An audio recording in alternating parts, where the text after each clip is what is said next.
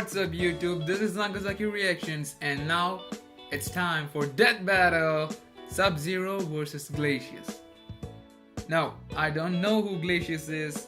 I'm guessing he's not too mainstream because I'm a culprit. I only know the most mainstream stuff. Mostly.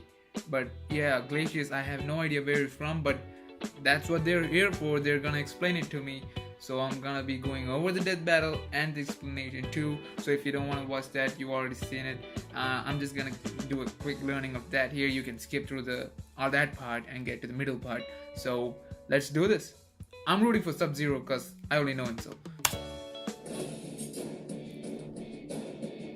The freezing chill of death is a horrifying thought. Whether it comes from being alone in the mountains, submerged in the Antarctic, or if you're really unlucky, getting iced by one of these cool warriors. Wow, sorry, that was bad, even for me. Sub-Zero, the cryomancer ninja of Mortal Kombat. And Glacius, the icy alien with a killer instinct. He's whiz and I'm boomstick. And it's our job to analyze he's their from weapons, Killer armor, Instinct? and skills to find out who would win a death battle. So he's from Killer Instinct or what? I don't know. For untold generations, the Lin Kuei assassins waged war with their rival splinter group, the Shirai Ryu. Desperate to claim victory in the bloody conflict, the Lin Kuei resorted to drastic means of recruitment for able-bodied soldiers, no matter what age they were. So, kidnapping children? Kidnapping children. Well, at least they got to be ninjas. I bet their tiny little bodies would be even stealthier. Turns out, two of these kids just so happen to be descendants from a race of extra-dimensional beings experienced in the art of ice magic. Their names were Bi-Han and Kuai Liang. So it's not the whole clan that can do ice? These brothers became cold-blooded assassins and the finest warriors in the clan. And whether it started as a joke or he just thought it was badass, Bi-Han adopted a brand new name, Sub-Zero. Sounds like an online username from your teenage years that you regret forever when you're older. Sub-Zero was so fierce and driven, he became directly responsible for the complete annihilation of the rival Shirai Ryu clan. Unfortunately for him, one of them, called Scorpion, survived. Well, kind of, and decided to kill him right back. Which obviously pissed off Kuai Liang, who decided to do the same to Scorpion, and got it. It's like high school drama, but with murder. Striving to honor his fallen brother, Kuai Liang assumed his brother's mantle as the champion of the Lin Kuei. Sub-Zero was reborn. Sub-Zero.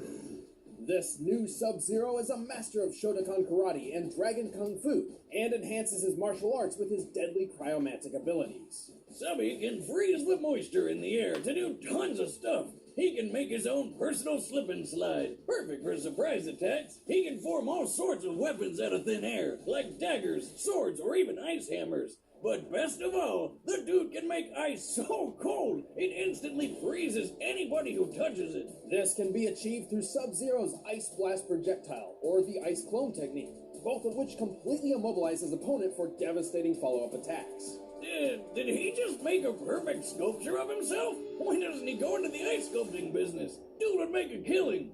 Well, just, not the literal kind. That is amazing. Already. Sub-Zero can also implement his cryomancy and ninja talents in what appears to be near-instant teleportation, an unexpected ability which baffles even his fellow assassins. Yeah, but I bet that's still not as unexpected as turning into a friggin' polar bear. Okay, that was stupid. How, though? I want to do that. And best of all, after subduing his enemy, the ultimate Sub-Zero has fatality. no qualms about tearing them to bloody Where's the shreds spine with removal? one of his fatalities. Taking after his dear old bro's favorite form of murder, Sub-Zero can rip a person's head off with their entire spinal column in tow. This one's for you, Bi-Han. If he's feeling particularly nasty, Sub-Zero will toy with his opponent. He'll encase their lower half in ice and force them to watch helplessly as he tears them in half. Or for a quick death, he'll put them in a deep freeze that shatters like glass. At most, it takes Sub-Zero approximately 4 seconds to freeze a person in place, which in real-world physics is completely impossible. To induce full-body frostbite in that time, he would have to lower the surrounding temperature to negative 6.5 million degrees Fahrenheit. That's a stupid amount of cold. 13,000 times colder than absolute zero, to be exact, making it a temperature which literally cannot exist. and yet still not as cold as my ex-wife's heart. Ha! Anyway, Sub-Zero has more than earned his reputation as one of the most fearsome fighters in the Mortal Kombat universe. He's strong enough to break titanium statues with a single chop, quick enough to dodge an oncoming rocket, and he defeated some of the best warriors across multiple dimensions, like the lizard dude Reptile and Taven the half-god, who single-handedly defeated dozens of Lin Kuei assassins. He's beaten his rival for life, Scorpion, several times, and even took on Batman? Through sheer willpower, he survived injuries no normal person could walk away from, like getting torched in the face by a flamethrower, or being double impaled through the torso, and then torched again. Whoa, that's a lot of blood! Like, how does he have any left? I know, right? But that pales in comparison to when he underwent I should read the comic, which turned him into a cyborg, and then was blown apart and reassembled into human form while still conscious. Damn, what a tough son of a bitch! But don't overestimate him. Although Sub-Zero keeps company with powerful spirits, undead wraiths, and immortal gods, he's not one of them. He may have incredible powers, but he's still just a mortal man. Also, his emotional baggage and desire to live up to his brother's name has clouded his judgment more than once. But that didn't stop him from becoming Grand Master of the Lin Kuei. He changed their goals, turning them to the side of good, and even formed an alliance with his old rival Scorpion over a nice brunch. Life couldn't get any better. And then they found dragons! Shirai Ryu, dog. Lin Kuei Sam. Death is more honor than you deserve. Now, who's this Glacius? Beyond our solar system, advanced civilizations are governed by the 88 decrees. Should anyone dare violate these laws, they will find themselves targeted by the Galactic Marshals, AKA Space Cops. One of these alien officers was sent to Earth to investigate an eerie distress signal, but he was shot down by the world-dominating corporation called Ultratech. You know, evil Walmart. Ultratech had reverse-engineered equipment from an alien crash some decades prior, the Roswell incident. However, the use of advanced technology by less developed species is a clear violation of the 88 decrees. Kinda like if you saw a chimpanzee pick up a flamethrower. It'd be awesome, but you'd want to take it away real quick. Determined to correct these wrongs and return home, the alien marshal set his sights on bringing Ultratech to their knees and recovering his lost technology. And if he couldn't, he'd just blow it all up. It was Ultratech who codenamed him Glacius.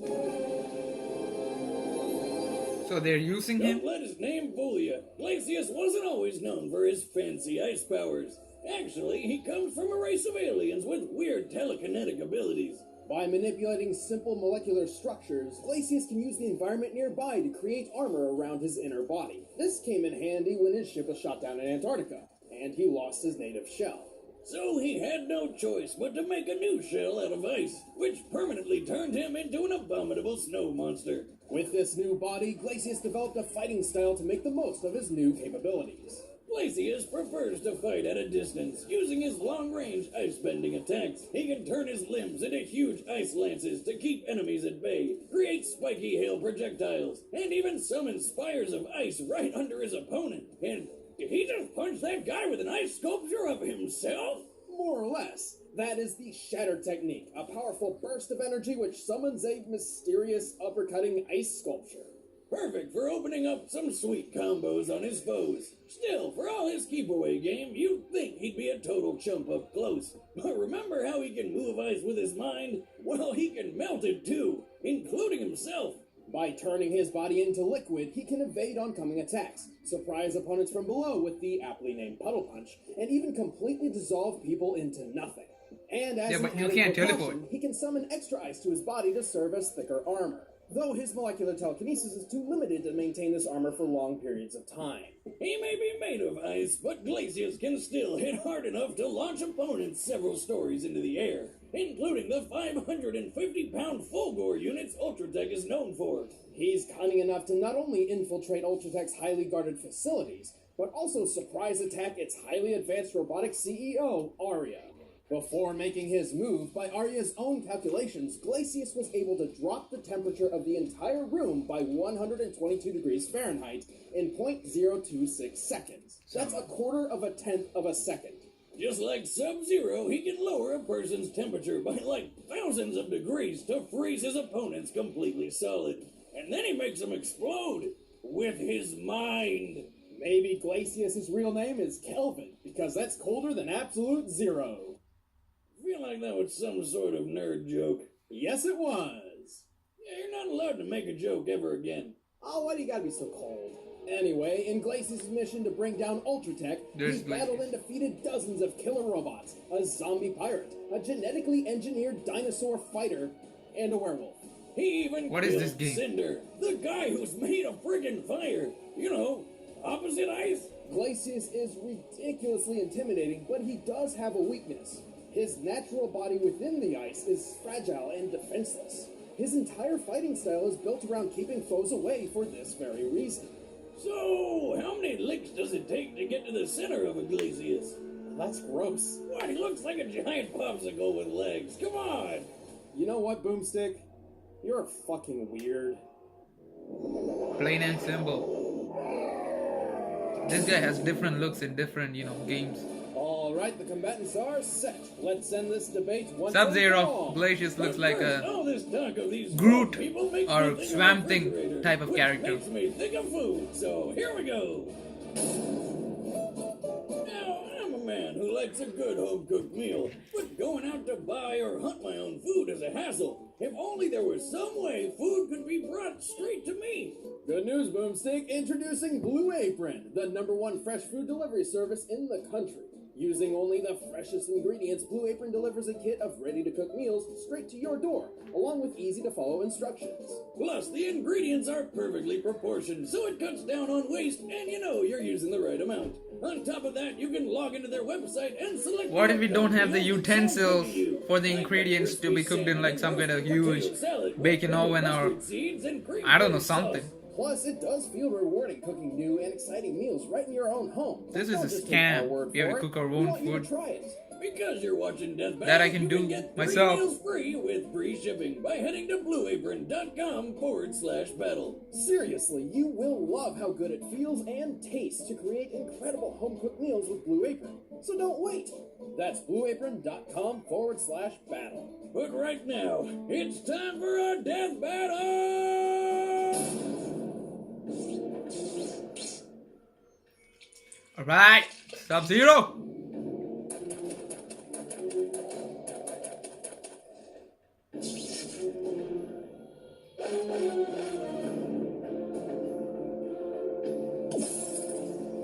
Your race is new to me. You will know the chill of death. Come on. Damn. Take some weapons. Bring a huge sword.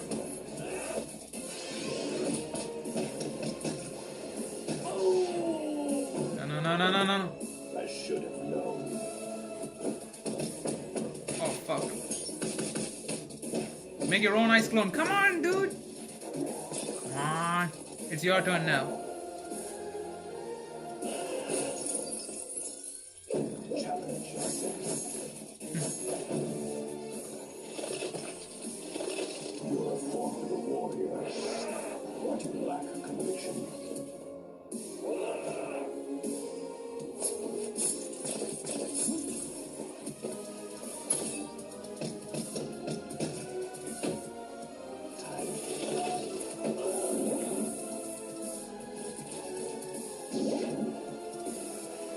Come on, Sub-Zero, don't fucking lose.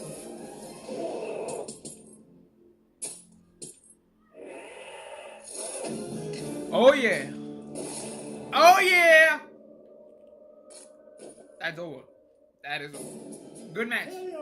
Short, but sweet. But that was just ice cold.